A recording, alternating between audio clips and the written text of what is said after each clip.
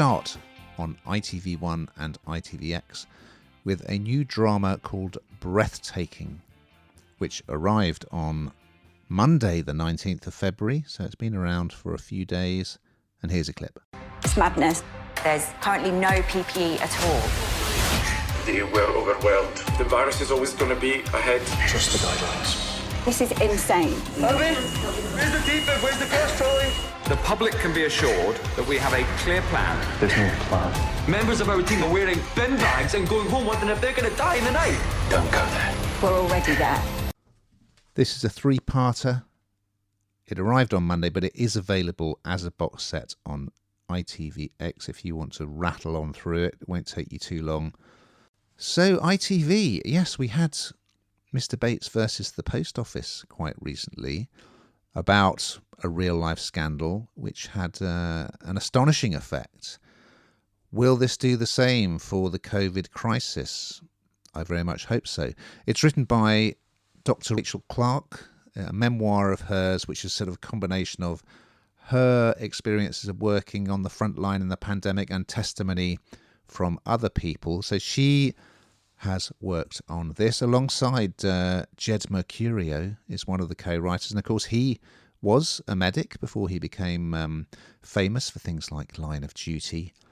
So yes, we're in an NHS hospital, and the brilliant Joanne Froggatt, who you will know from things such as Downton Abbey, she's playing Abby Henderson, who is an NHS consultant. We start off just as sort of the COVID pandemic is breaking, and it quickly becomes evident that A, there isn't enough PPE. I mean, there's one scene where nurses are trying to make their own PPE out of bin bags. It's shocking. And then one nurse actually gets admitted to the hospital with COVID. So there's that side of it, that they realise that they're putting themselves in harm's way. The staff could get infected. They could take that home to their loved ones. And of course, the patients there that are turning up in hospital with severe COVID symptoms, a lot of them are dying. I mean, it's absolutely terrifying. And the guidance, which starts off being, don't test anyone for COVID who isn't a travel risk.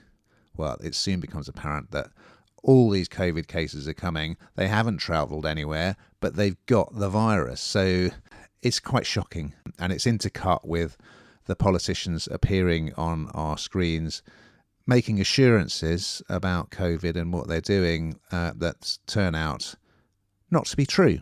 So I think there's a lot of anger behind this and outrage, rightly so. Froggatt is great because she has to act a lot of this behind a mask and a visor.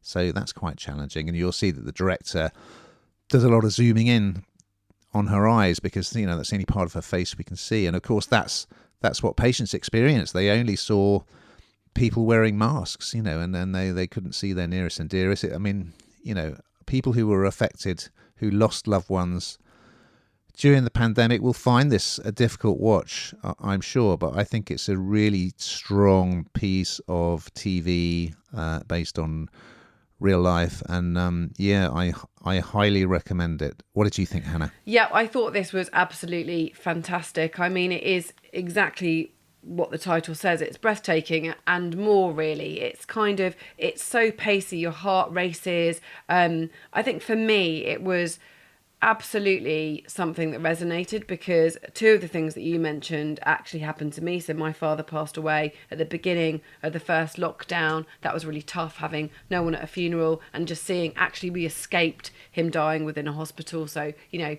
watching this, isn't that a good thing? Isn't that a blessing? But also, I had an operation during lockdown, and being dropped off at the front of that hospital with nobody able to come in with you was pretty scary. And I remember two of the doctors or nurses either side of me, I think they were men, one of them pulled the mask down and said, look, I am human, but I am real behind this. And you kind of really felt the warmth and humanity at that point because it was scary, it was horrible, and it was scary for them, and they were putting their lives at risk every single day. And this just shows so much and more of what went wrong during that time and how dreadful it really was on the front line. And I think there'll be increasingly more of these kind of documentaries, these docuseries, which I often think that I'm unshockable, but it's still shocking because it's people's lives, it's people's families, and it's people that served us on the front line who